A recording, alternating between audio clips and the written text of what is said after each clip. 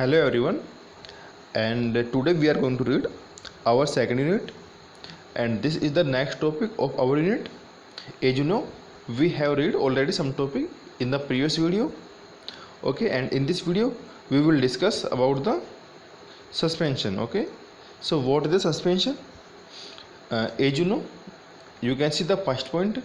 A suspension is a heterogeneous mixture in which the solid particles do not dissolve but remain suspended throughout the bulk of the medium. Okay, and the second point, particles of suspension are visible to the naked eye. You can see what is the suspension. If we make a mixture with adding two or more components, then the components is the solute and solvent. And what is the solute? The particle we add into the solvent. Okay, so the solute neither dissolve nor settle down at the bottom. Okay, just remain in the suspended throughout the bulk of the medium. This situation is called a suspension, and the particle of suspension are visible to us. Okay, we can see these suspended particle with our naked eye. So this situation is called the suspension. Okay, you can see in this pic, this is a solution, and if we you can see this is a solvent, and we add some solute to this solvent, then we get a proper mixture. You can see these are the black dots, are the suspension particles. Okay, because these particles are in a suspended form throughout the medium, and we can see these particles with our naked eye. So this solution is known as suspension. Okay, so what is the suspension? देखो suspension क्या होता है, जब हम कोई mixture बनाते हैं जिसमें एक तो सोल्यूट होता है, एक सोलवेंट होता है. सोल्यूट क्या होता है? जो पार्टिकल्स को हम सोलवेंट में ऐड करते हैं वो सोल्यूट होता है. ओके, एंड जब हम सोल्यूट को ऐड करते हैं तो सोल्यूट ना तो पूरे मीडियम में पूरी तरीके से घुलता है, ना वो उसके जो बॉटम है वहाँ पे सेट होता है. ओके, तो वो बीच में जो थ्रू आउट उसका पूरा जो मीडियम है उसका सॉल्वेंट का, वहाँ पे सस्पेंशन फॉर्म में रहता है. Okay, as a suspended form, और वो सस्पेंडेड पार्टिकल्स हैं, हम उनको अपनी आंखों से देख सकते हैं. तो इस सिचुएशन को हम बोलते हैं सस्पेंशन. ओके, इस पिक्चर में दिख रहा है सस्पेंशन. और एक आप ऐसे देख सकते हो, एक ग्लास लेना पानी से भरा हुआ, उसमें आप कुछ मिट्टी ऐड करना, तो आप देखो मिट्टी ना तो फ्लोट करेगी, ओके, उसके टॉप सरफेस पे, ना वो उसके बॉटम में सेट होएगी, वो बीच में सस्पेंड करेगी. जो पानी है उसके बीच में फ्लोट करेगी या सस्पेंड करेगी. तो इस सिचुएशन को हम बोलते हैं suspension. Understood? Okay, now we are going to read about the properties of suspension. The first property is the suspension is a heterogeneous mixture. You know very well what is the heterogeneous mixture and what is the homogeneous mixture. Heterogeneous mixture is made with the two or more compound, which is the non-uniform mixture. And second is the particles of a suspension can be seen by naked eye. Okay, you can see in the pic. The third point is the particles of a suspension scatter a beam of light passing through it and make its path visible. अब ये suspension जो suspension medium है, इसमें से हम एक light pass करते हैं इसमें से. ओके, तो हमको क्या दिखेगा कि जो लाइट है उसका पाथ शो होगा. ओके, हमको पता चल जाएगा कि जो लाइट है हमारी वो किस डायरेक्शन में जा रही है. ठीक है, उसको एक परफेक्ट पाथ देता है कौन? ये सस्पेंडेड पार्टिकल. क्योंकि जो लाइट आती है वो विजिबल होती है by the help of the suspended particle, because ये उनके जो पाथ है उसमें अवरोध उत्पन्न करते हैं. Okay, as a obstacle. And the fourth is the solute particle settle down when a suspension is left undisturbed, that is a suspension is unstable. They can be separated from the mixture by the process of filtration. When the particles settle down, the suspension breaks and it does not scatter light anymore. Okay, so it says that if this is a suspension medium and we keep it for some time beings without any disturbance to the solution, then after some time we can see that the solid particle or the suspension particle settle down at the bottom of this jar, okay, or this glass. It means we can say that suspension is not stable, okay, this is the unstable form, and we can separate this solid and solvent with the help of simple filtration, okay. And after the filtration of the suspension medium, there is no scatter of light, okay, because light is scattered only by the solid particle or suspension particle. देखो ये बोल रहा है कि जो ये हमारा suspension medium था, इसमें इसको हम थोड़ी देर के लिए रख देते हैं, ठीक है, कुछ फिक्स टाइम के लिए, इसको बिना डिस्टर्ब किए। तो ये जो ये पार्टिकल सस्पेंशन में है, ठीक है, ये ब्लैक डॉट, ये क्या करेंगे, बॉटम में सेट हो जाएंगे। फिर उसके बाद में हम इसको सिंपल फिल्ट्रेशन के द्वारा इनको अलग कर सकते हैं। तो जो सस्पेंशन क्या हुआ, वो एक स्टेबल नहीं है, अनस्टेबल फॉर्म है, क्योंकि थोड़ी देर टाइम बिंग्स ये सॉलिड पार्टिकल्स बॉटम में सेट हो जाएंगे, ओके। और सेट होने के बाद में आफ्टर फिल्ट्रेशन हम देखेंगे, जब इसमें लाइट पास करते हैं तो जो मीडियम था इससे कोई लाइट स्कैटर नहीं होती, स्कैटर मतलब फैलना, कोई लाइट नहीं फैलती है, okay. So these are the property of the suspension.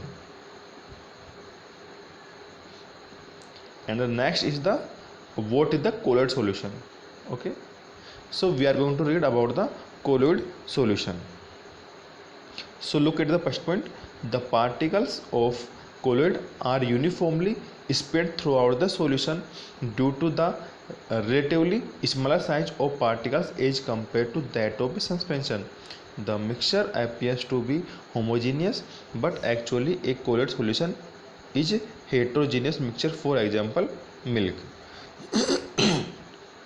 It is said that the colloid solution is mostly similar to the suspension, but the particles of the particle size of colloid solution is much smaller compared to the suspension particles, okay. So the colloid solution is look like as a homogeneous, because we can't differentiate between solid and solvent with our naked eye, but actually the colloid is not a homogeneous, it is a heterogeneous mixture, okay. And you know, if we left this colloid solution for a time being undisturbed, then there is no settlement of any solid to the bottom. So this is the difference between the colloid and suspension, okay. And the example of the colloid solution is the milk, okay. This is the milk, this is a colloid solution. If anyone asks to you what is the milk is a colloid solution, colloidal solution। देखो अब ये पूछा कि colloidal solution क्या होता है। Colloidal solution भी similarly हम सस्पेंशन की तरह मिक्सचर बनाते हैं सॉलिड और सॉल्वेंट का, या फिर ये ऑलरेडी होता है। जो इसमें पार्टिकल साइज होती है वो बहुत ही स्मॉलर होती है कंपेयर टू सस्पेंशन। इतनी होते हैं सस्पेंशन में हम हमारी आँख को देख सकते हैं, लेकिन कोलोइडल में हमारी आँखों से देख नहीं सकते, ठीक है। तो हमको कोलोइडल सॉल्यूशन लगता है कि ये होमोजीनियस है, लेकिन एक्चुअल में ये भी हेट्रोजीनियस है। हेट्रोजीनियस क्यों क्या हो जाएगा, नॉन यूनिफॉर्म, क्योंकि मिल्क क्या होता है, इसका एग्जाम्पल मिल्क है। मिल्क क्या होता है, नॉन यूनिफॉर्म होता है, हेट्रोजीनियस होता है, क्योंकि इसमें मोर देन 2 कंपाउंड्स इन्वॉल्व होते हैं, okay. So this is not uniform, you can सी ये हेट्रोजीनियस मिक्सचर, ओके।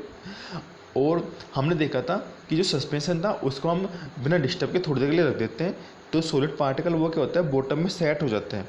लेकिन कोलोइडल के पार्टिकल सेट नहीं होते। आप दूध रख दो 1 घंटे 2 घंटे दिन भर, तो आपको कभी दिखता है कि जिसमें से सॉल्यूट अलग हो गया और पानी अलग हो गया या फिर सॉल्वेंट अलग हो गया, वो हमेशा थ्रू आउट सेम बना रहता है, okay. So this is the main difference between the suspension and a colloidal solution.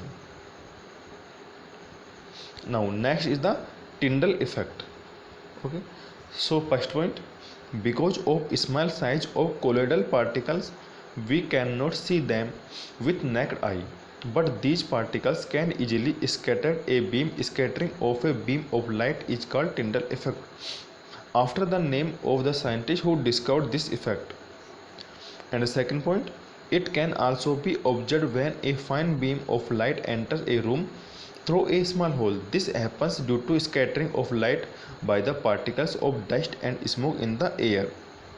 Okay, देखो टिंडल इफेक्ट में क्या होता है, जो इसके कोलोइडल पार्टिकल्स होते हैं वो इतने स्मॉल होते हैं कि हम उनको हमारी जो नेक्ड आई है उनसे देख नहीं पाएंगे, ठीक है, जो हमारी नग्न आई है उनसे देख नहीं पाएंगे without any help of microscope. But ये पार्टिकल इतने स्मॉल होते हैं कि केपेबल होते हैं for the scattering of the light. मतलब कि जो लाइट आती है, सनलाइट आती है, उसको स्कैटर कर देंगे, फैला देंगे चारों तरफ, इतने स्मॉल स्मॉल पार्टिकल्स होते हैं। सो ये कोलोइडल सॉल्यूशन है, ठीक है, जो इसके जो पार्टिकल्स हैं इसके द्वारा लाइट को फैलाने की जो प्रोसेस होती है उसको हम बोलते हैं टिंडल इफेक्ट। और इसको साइंटिस्ट था टिंडल, उसने डिस्कवर किया था, उसके नाम पे हमने इसको दे दिया टिंडल इफेक्ट। एक और एग्जांपल देखो, इस पिक्चर देख सकते हो, जो लाइट दिख रही है ये किससे होती है, टिंडल इफेक्ट से। ये देखो ये कोलोइडल सॉल्यूशन है, इसमें हमने लाइट पास की तो ये लाइट का पाथ विजिबल हो रहा है, it is due to the Tyndall effect. आपने कभी देखा होगा कि हमारा रूम है, जब सब कुछ विंडो और गेट क्लोज होता है हम देखते हैं कि हमारे रूम बिल्कुल क्लीन है, कोई डस्ट पार्टिकल्स नहीं है। लेकिन जब आपने देखा होगा कि हम या तो विंडो ओपन कर देंगे फिर गेट ओपन कर देंगे जहाँ से सनलाइट अंदर एंटर कर रही हो, तो आपको दिखेगा जहाँ से वो एंटर कर रही है वहाँ पर कुछ डस्ट के पार्टिकल्स फ्लोट करते हुए दिखते हैं, ठीक है।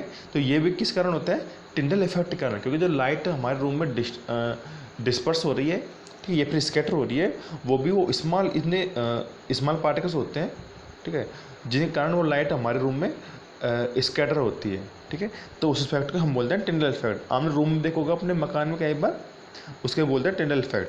ये और you can see in this pic, okay, this type effect is the Tyndall effect. Now next, the properties of a colloidal. So properties of colloid. So first property, a colloid is a heterogeneous mixture, okay, we have discussed.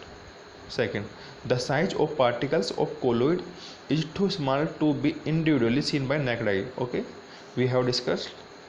Third point, colloids are big enough to scatter a beam of light passing through it and make its path visible, and they do not settle down when left undisturbed.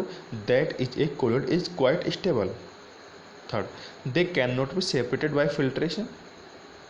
And last, the components in which the dispersed phase is suspended is known as the dispersing medium.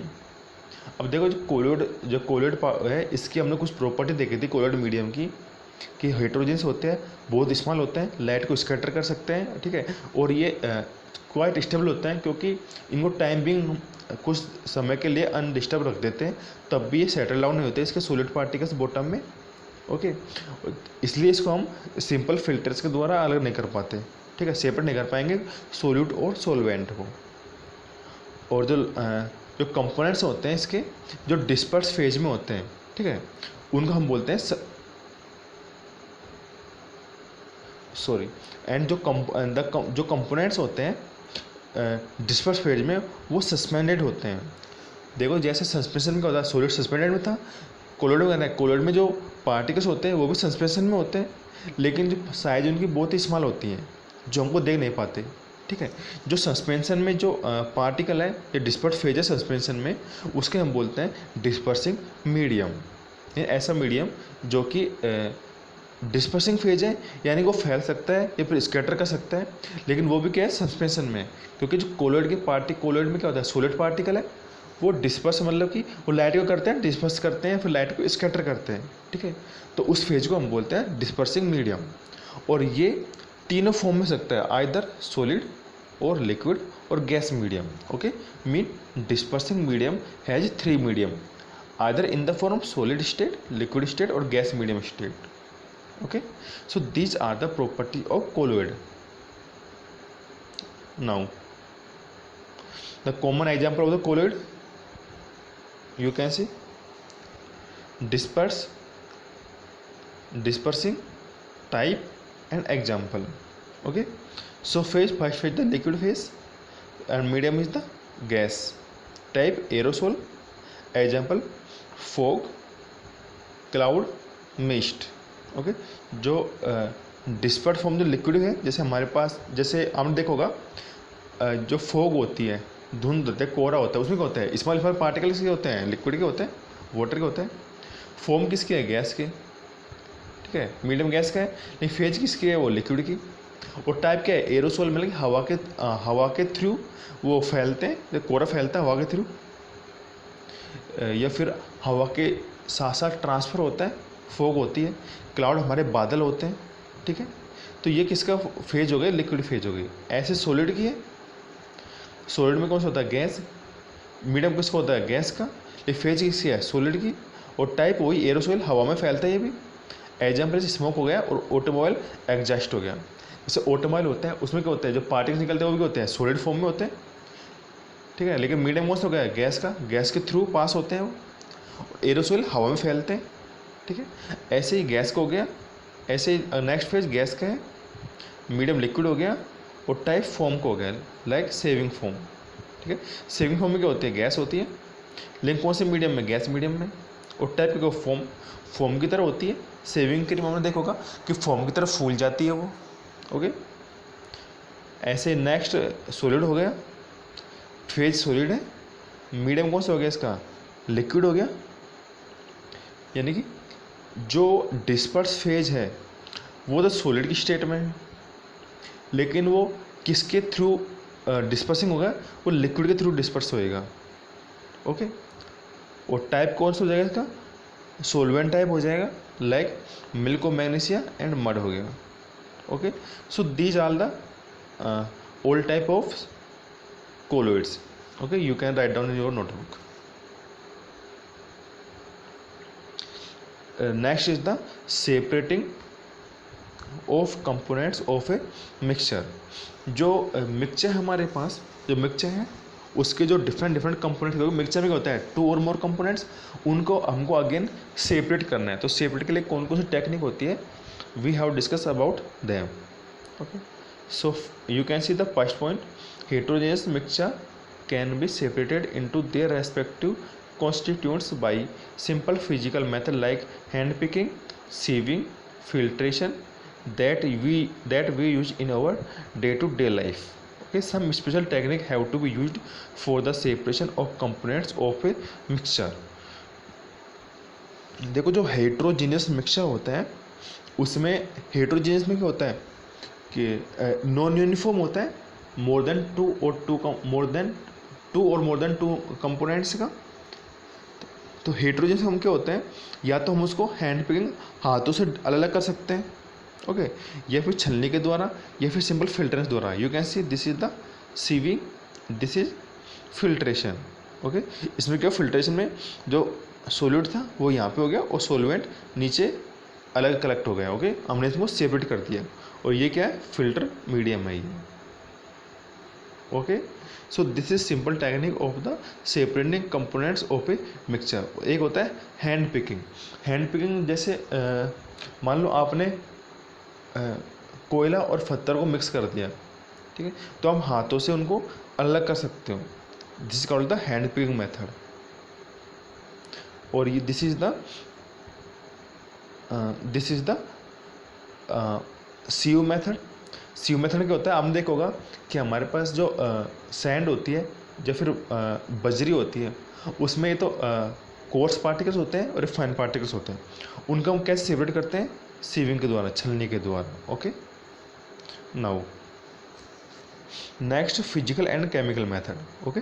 There are some type of components that we can't separate this with the simple hand picking, sieving, filtration. So we use some special technique, these, okay, we have some special technique for those, okay. And the next is the physical and chemical changes. Mean if a components देखो जैसे different different component होते हैं, कुछ में तो physical change होते हैं और कुछ में केमिकल चेंजेस होते हैं, ठीक है। अब हमको पढ़ना है कि उनकी फिजिकल चेंज कैसे होता है और केमिकल चेंज कैसे होता है।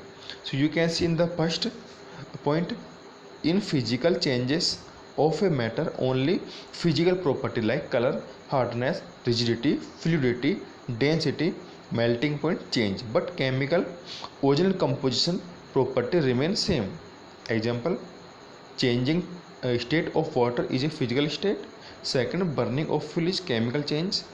Third, burning of candle is both chemical और physical state. Okay.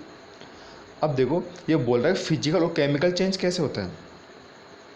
तो पहले बता रहा है कि फिजिकल चेंज में क्या होता है, केवल फिजिकल प्रॉपर्टी चेंज होती है। जैसे कलर, कलर क्या हो जाएगा, तो कलर चेंज हो जाएगा, येलो से ब्लू, ब्लू से येलो, ठीक है, ओनली फिजिकल चेंज होएगा। हार्डनेस कम ज़्यादा हो सकती है, रिजिडिटी कम ज़्यादा होती है, फ्लूइडिटी गाढ़ा पतला हो सकता है, डेंसिटी मैक्सिमम मिनिमम हो सकती है, मेल्टिंग पॉइंट, ठीक है, ये भी कम हो सकता है और ज़्यादा हो सकता है मेल्टिंग पॉइंट भी, ठीक है, जो बर्फ़ का जीरो होता है पानी का, ये चेंज हो सकता है। लेकिन जो केमिकल प्रॉपर्टी होती है, केमिकल प्रॉपर्टी में इट्स ओरिजिनल फॉर्मूला, जैसे वाटर फॉर्मूला H2 है, अब हम जो पानी है चाहे हम उसको लिक्विड में चेंज करें, गैस में चेंज करें या फिर सॉलिड में चेंज करें, फिजिकल प्रॉपर्टी चेंज हो रही है, solid to liquid, liquid to gas, but it's chemical component mean chemical formula H2O, ठीक है। इसे केमिकल कंपाउंड H2O वो हमेशा फिक्स